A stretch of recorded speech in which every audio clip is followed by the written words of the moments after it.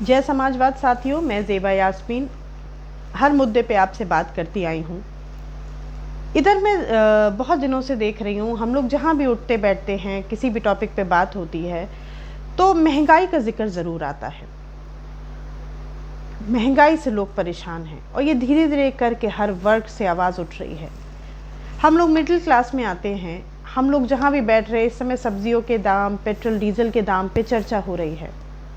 जब हम middle class के होके इतना परेशान है महंगाई से, तो एक बार उनके बारे में सोचिए जो डेली वेजेस पे काम करते हैं, जो दिहाड़ी करते हैं, जो 300-400 रुपये प्रतिदिन कमाते हैं और प्रतिदिन वो अपना राशन भरते हैं।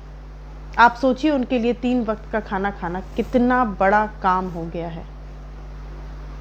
जब से भाजपा की सरकार आई है, इन्होंने सारे काम अनप्लान्ड किए हैं। सबसे पहले लोग परेशान हुए जब अनप्लान्ड रातों रात नोटबंदी करी गई। लोग उसके लिए तैयार नहीं थे, इधर उधर भागना शुरू कर दिया। कई लोग लाइनों में लग के मर गए।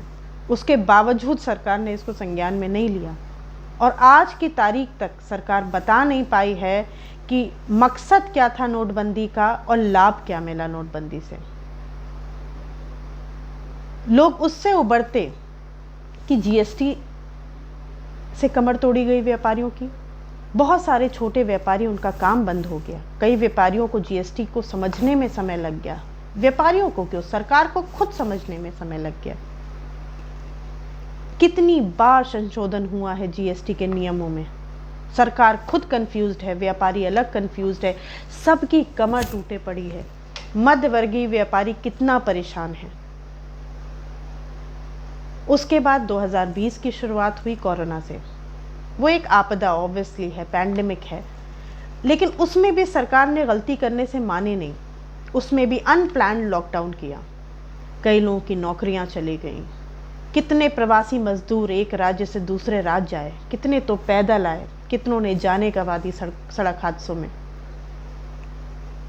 उसके बाद भी सरकार वाहवाही लूटने में पीछे नहीं है।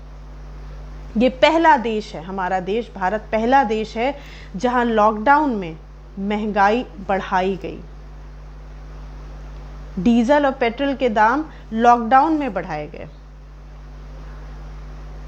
ऐसे वक्त जब आमदनी इंसान की घट चुकी है, कई लोगों की ना के बराबर हो चुकी है, उस समय खर्चा अगर डबल कर दिया जाए तो आप बताइए इंसान को इससे ज़्यादा बुरी स्थिति में कैसे डालेगी सरकार। इससे बुरा भी आप कुछ कर सकते हैं।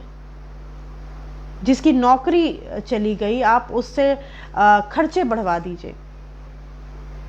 कोई रियायत नहीं दी गई, बिजली के बिल की रियायत नहीं दी गई। ये हुआ कि हाँ, आपको 3 महीने का समय मिल गया जमा करने को। जमा तो करना ही था, तो वो तो लायबिलिटी बढ़ जाना हुआ। 3 महीने का बिल अगर आप 3 महीने में ना जाके 3 महीने के बाद देंगे तो वो तो इंटू 3 हो गया, वो तो आपका बढ़ ही गया। तो ऐसी सहूलियत सरकार ने दी है जिसको सहूलियत नहीं कहेंगे, वो और बड़ा दर्द है। फिर आया सरकार का पैकेज जनता की मदद करने के, 20 लाख करोड़ का पैकेज, जिसमें जनता को चवन्नी तक नहीं मिली। पैकेज के नाम पे जनता को लोन मिला। अच्छा ये बताइए, कोई व्यापारी या कोई व्यक्ति, एक आम आदमी लोन कब लेने की सोचता है? जब वो इस स्थिति में हो कि ईएमआई टाइम से दे पाएगा, जब उसके पास आमदनी हो, रोजगार हो, तब वो लोन लेता है, क्योंकि उसे पता होता है कि उसकी किस्तें वो चुका सकेगा। ऐसे समय आप हमें लोन ऑफर कर रहे हैं जब हमें पता ही नहीं है कि हमारे व्यापार का आगे भविष्य क्या है। हम ये ईएमआई दे पाएंगे, नहीं दे पाएंगे। हम पहले से कर्जे में हैं, पहले से हमारा व्यापार अफेक्टेड है, और उस वक्त हम लोन लेके अपने आप को और दलदल में क्यों धंसाएंगे। तो इस तरीके का जो पैकेज आया है, ये पैकेज नहीं है, एक तरीके का मजाक है जनता के साथ।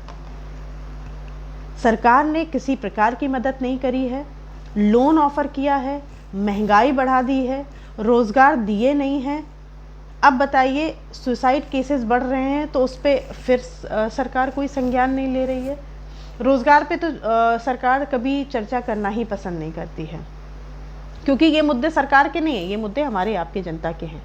अगर हम भी उस पर चर्चा नहीं करेंगे फिर तो सरकार पे कोई सवाल ही नहीं उठता है।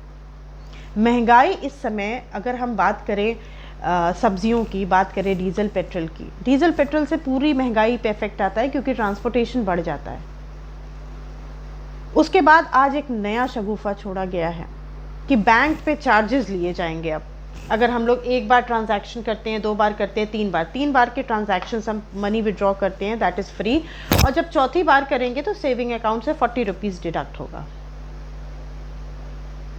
और जनधन जो अकाउंट खोले गए थे जिसमें 15 लाख रुपए आने थे, 15 लाख तो आए नहीं, अब उसको भी सरकार कमाई का जरिया बनाना चाहती है और उसमें भी पैसा जमा तो निःशुल्क है और निकालने पे 100 रुपए के चार्ज कटेंगे।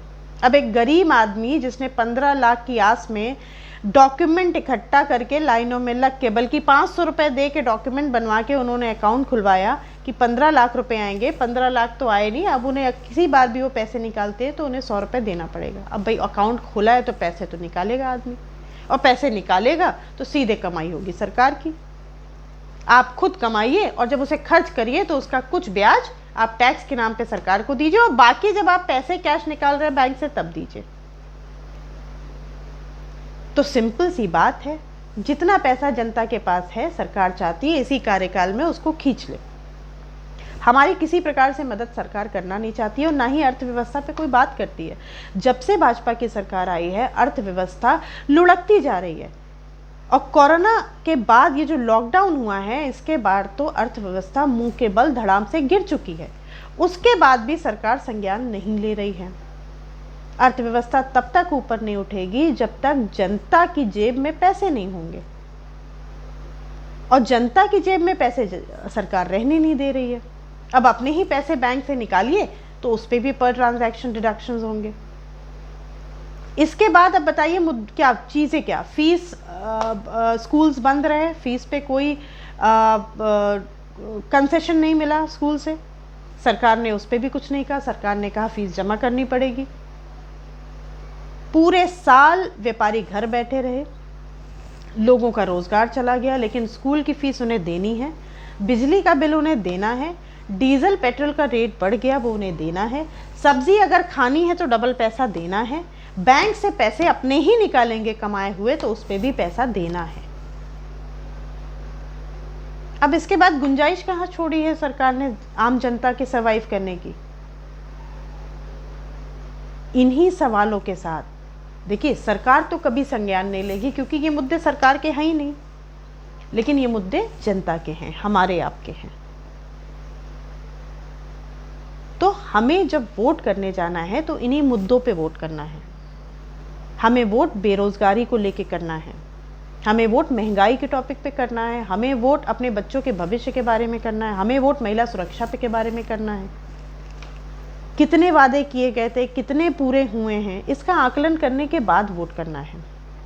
उत्तर प्रदेश में 7 सीटों पे उपचुनाव है। मैं अपनी जनता से, जितने लोग मुझे जुड़े हुए हैं और आगे जो जुड़े हैं, उनका भी काम है कि इस संदेश को आगे बढ़ाएं कि मुद्दों पर ही वोट दें, और वही मुद्दे जो आपकी ज़िंदगी से जुड़े हुए हैं उन्हीं मुद्दों पे वोट करें।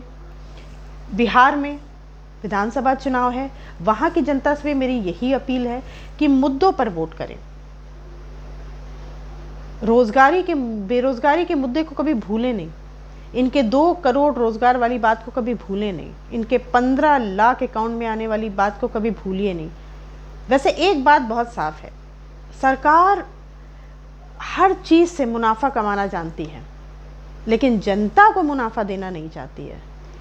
तो आप सभी से मेरी गुजारिश है कि मुद्दों पे चर्चा करते रहें, और अपने आसपास लोग, जो ऐसे लोग हैं जो कैपेबल नहीं हैं, जो हमारे यहाँ काम करते हैं, रिक्शा चालक हैं, जो आपके कॉलोनी में कोई ऐसे लोग हैं जो सब्ज़ी भी ख़रीदना उनके लिए बड़ी चीज़ है, तो उनकी कृपया करके मदद करें।